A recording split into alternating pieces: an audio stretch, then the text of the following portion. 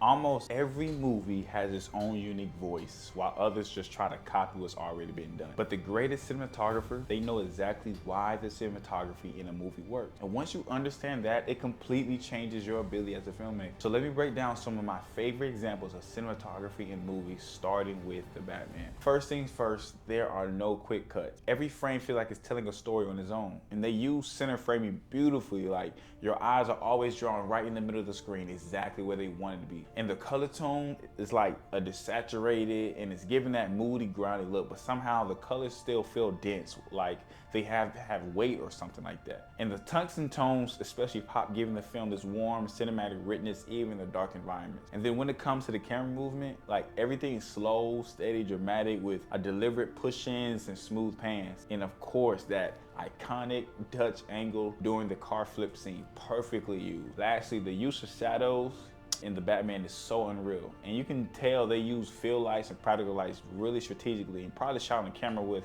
insane dynamic range to capture all that details in the dark. Now let's talk about Rebel Rig. This film does something that a lot of modern movies forget how to do. It trusts the audience. There are almost no cuts, no rapid editing trying to keep your attention every 3 seconds. Instead, it forces you to sit in the moment, feel every pause, every silence, every glance between the characters. That's what makes it powerful. And the lack of cuts creates tension naturally, not through music, not through flashy camera tricks, but through presence. The camera lingers just long enough to make you feel uncomfortable, like you're right there in the room watching all unfold. Even the phone scenes are beautiful. Like most movies will use multiple camera angles, over the shoulder shots and reaction cuts, but here the camera just stays still. It watches and then it listens. It makes you feel like a bystander caught in the middle of something real. And the color grading leans into this cool tones, a desaturated look, almost like the life has been drained out of the frame. And that's the point. It reflects the mood, the heaviness, the realism. There's no cinematic gloss here. It's gritty, it's honest, and it fits the world they built perfectly.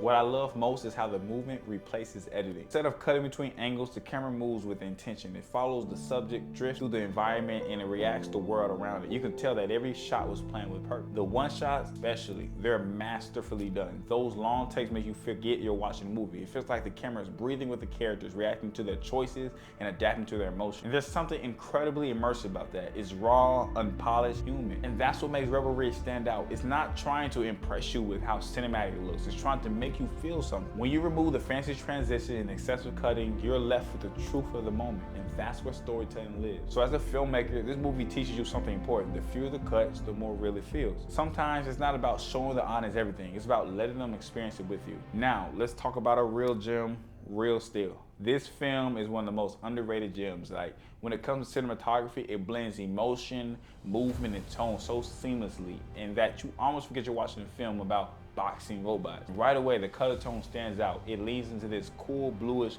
green palette that gives the world a metallic industrial feel. Perfect for a story centered around steel, machinery, and grit. But what's beautiful is that even with the cold tone, there's still warmth and human moments. The skin tones, the sunset, the glow from the ring lights, it creates a balance between man and machine, emotion and technology. When it comes to the shot design, you notice the filmmakers use slow motion to amplify the emotion, especially during those hero moments. It's not overused, it's purposeful. When a robot lands a powerful hit, or when a character experiences a breakthrough, that slow motion makes it feel epic. Then during the action scene, the pace completely changes. You get quick cuts that hit right on the beat. Every punch, every reaction, every spark is timed perfectly to the rhythm of the fight. It gives you that adrenaline rush you expect from a boxing film, but when the story shifts to struggle, loss, or training, the editing slows down again. That's where you see longer shots and wider composition. Camera lingers, you can feel the weight of the movement, signs of the effort. It's like film knows when to breathe and when to explode. Now let's move to F1. This one takes a completely different approach from the others. Where Rebel Ridge was grounded and raw, F1 is high energy, fast paced, and full of color. The first thing you notice is the saturation. Everything feels alive. The reds, the blues, and the yellows pop off the screen. The colors aren't muted or overly stylized. They're vivid, clean, and sharp. It mirrors the adrenaline and precision of Formula One itself. Every frame feels like it's moving 100 miles an hour. And then the film makes great use of POV shots, putting you directly in the driver's seat. You feel the rush, the blur of the speed, the vibration of the wheel, intensity of every turn. Those shots create immersion, like you're not just watching the race, you are in it. Then there are the quick cuts. The editing rhythm is fast, deliberate, and chaotic, but not random. Each cut matches the speed and emotion of the moment. During crashes or near misses, the pace gets frantic, pulling your heartbeat right into the edit. You feel the tension, the danger, and unpredictability of the competition. But here's what I really appreciate. Even with all that intensity, the whites stay balanced. The cinematography doesn't blow out highlights or crush the shadows too much. It's clean, controlled chaos.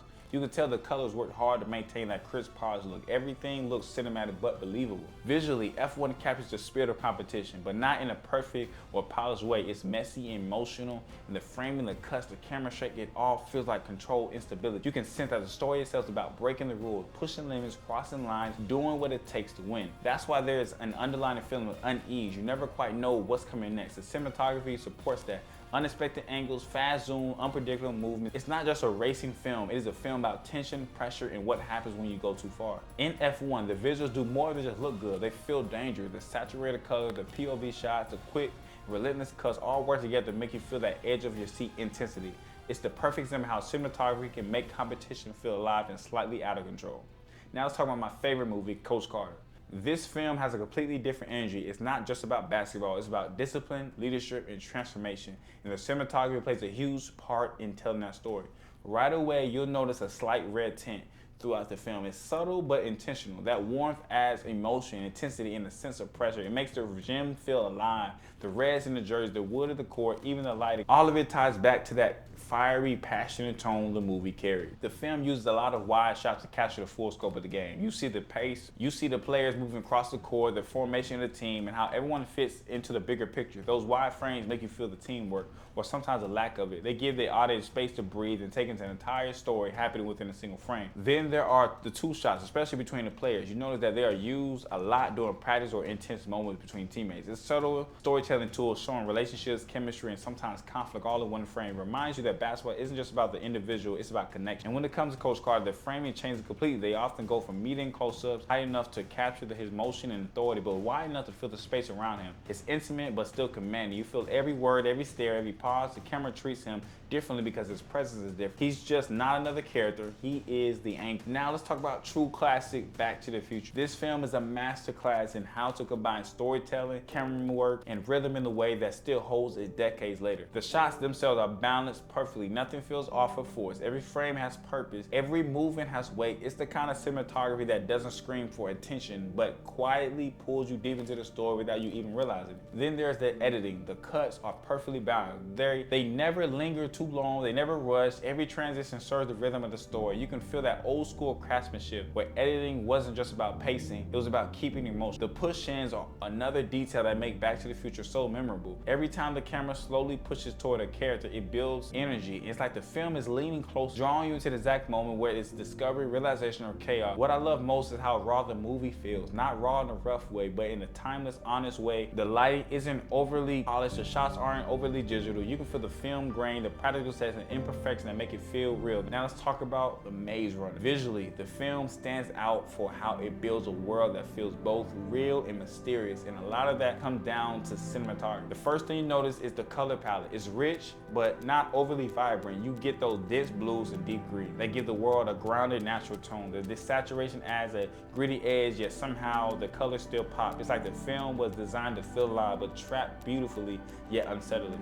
The mix of tone fits the story perfectly. You're in this world that's full of life, trees, dirt, sunlight, but at the same time it feels cold and unfamiliar. The cinematography captures that tension. It's not bright and clean like a fantasy film. It's raw and real, like you could step into it and feel the humidity in the air. Then there's the camera movement. You'll see a lot of tracking shots, especially when the characters are running through the maze or moving as a group. The camera doesn't just observe, it chases. It moves it with purpose, building intensity and momentum. You feel the urgency. But what makes it even more interesting is how those tracking shots often feel handheld. They're not perfectly smooth or robotic. They got this slight shake that makes it feel human. It's subtle, but it keeps you grounded in the chaos. And that's all for today. Let me know if you have any questions or thoughts in the comments, and I will try to get back to you as soon as I can.